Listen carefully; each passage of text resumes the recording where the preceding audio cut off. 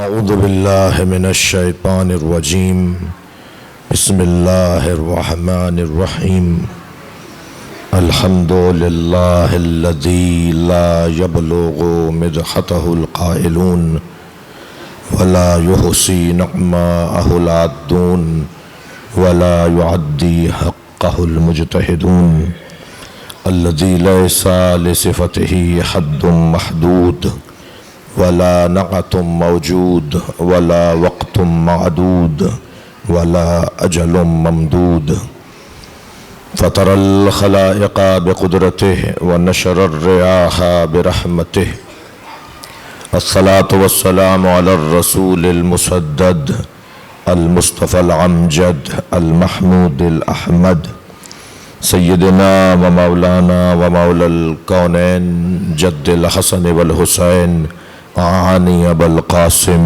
محمد اللهم صل على محمد وعلى محمد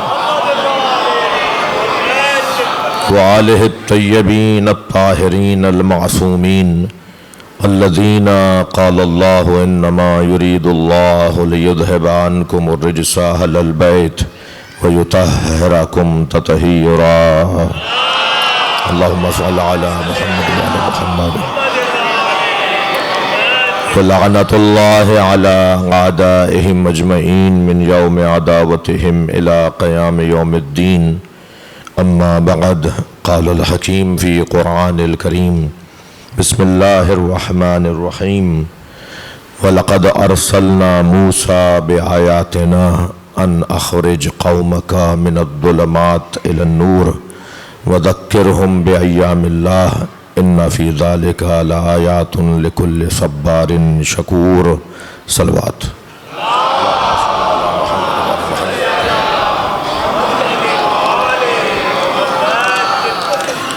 سورہ مبارکہ بقرہ ہے۔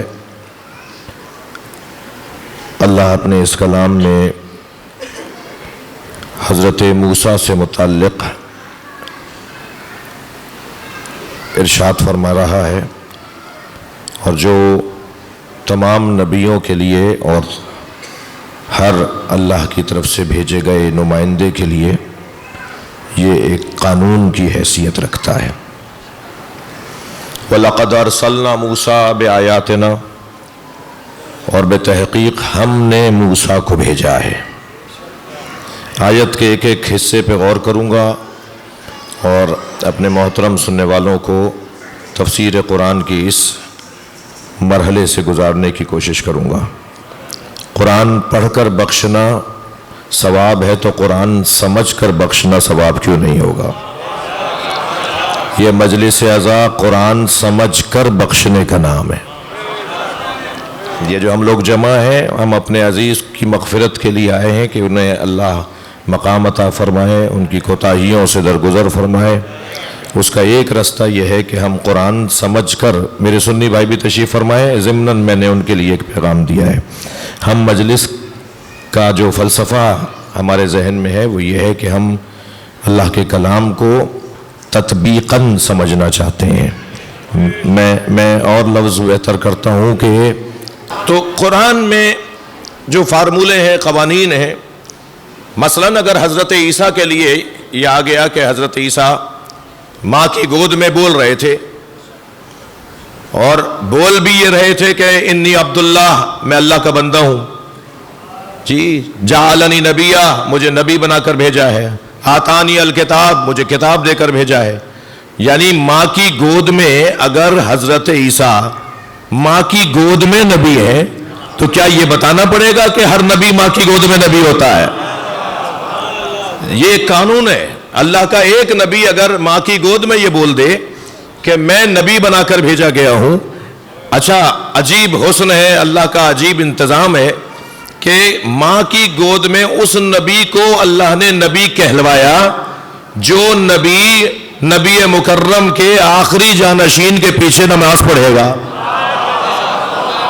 تو اگر حضرت عیسیٰ ماں کی گود میں نبی ہے تو فخر عیسیٰ کو تم کہتے ہو 40 سال بعد نبی ہوئے۔ جی ہمارے نبی 40 سال کے بعد نبی نہیں ہوئے، بلکہ ایسے لوگوں کو تو میں خیر پور کی سادی اور سیدھی زبان میں کہوں، ایسے لوگوں کو تو میں یوں کہوں گا کہ ہمارے نبی 40 سال کے بعد نبی نہیں ہوئے، تمہیں آنے میں 40 سال دیر لگی ہے، تم تھے ہی نہیں۔ صلوات پڑھے ذرا محمد و آلہ۔ اور بلند صلوات نبی کی ذات پہ۔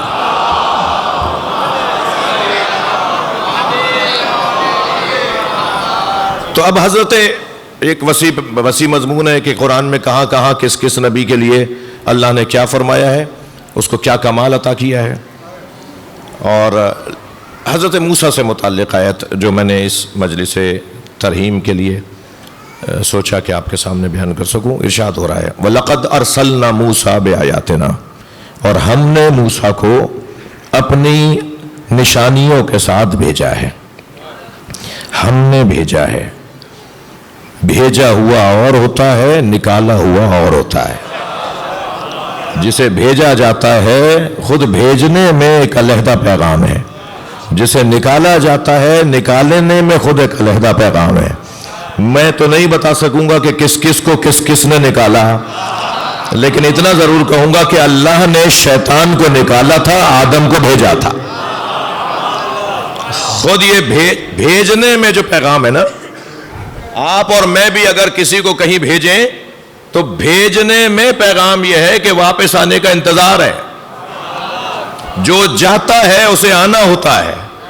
یہ جو ہم اپنے عزیز کے خبر رحلت کے اوپر کہتے ہیں اِنَّا لِلَّهِ وَإِنَّا إِلَيْهِ رَاجِعُونَ، ہم اللہ ہی کے لیے ہیں اور اسی کی طرف پلٹ کر واپس جائیں گے۔ تو پلٹ کر تو وہ واپس جاتا ہے جو وہاں سے آیا ہو۔ تھوڑا سا گردن ہلا دیجئے، بڑی رعایت ہوگی۔ پلٹ کر تو وہ آتا ہے جو وہاں سے آیا ہو۔ تو اگر ہم کہیں سے نہیں آئے ہیں تو پھر یہ پلٹ کے جانے کا کیا مطلب ہے؟ تو اس کا مطلب یہ ہوا کہ زمین ہمارا وطن نہیں ہے۔ ہمارے جد حضرت آدم زمین کے رہائشی نہیں تھے۔ میں اور لفظوں کو بہتر کروں، سرکار دو جہاں کا معراج پر جانا کمال اگر تھا تو زمین پہ رہنا اس سے بڑا کمال تھا، اس لیے کہ یہ تو نبی مکرم کی جگہ ہی نہیں ہے، یہ زمین ان کا وطن ہی نہیں ہے۔ جی 100 سے زیادہ تو علامہ مجلسی نے معراجیں لکھی ہیں، سرکار معراج پر 100 سے زیادہ مرتبہ گئے۔ یہ جس معراج کا قرآن میں ذکر آیا ہے وہ آفیشل سفر تھا، ہاں وہ سرکاری سفر تھا، پروٹوکول کے ساتھ بلایا جا رہا ہے۔ صلوات پڑھ لے ذرا نبی اور آل نبی۔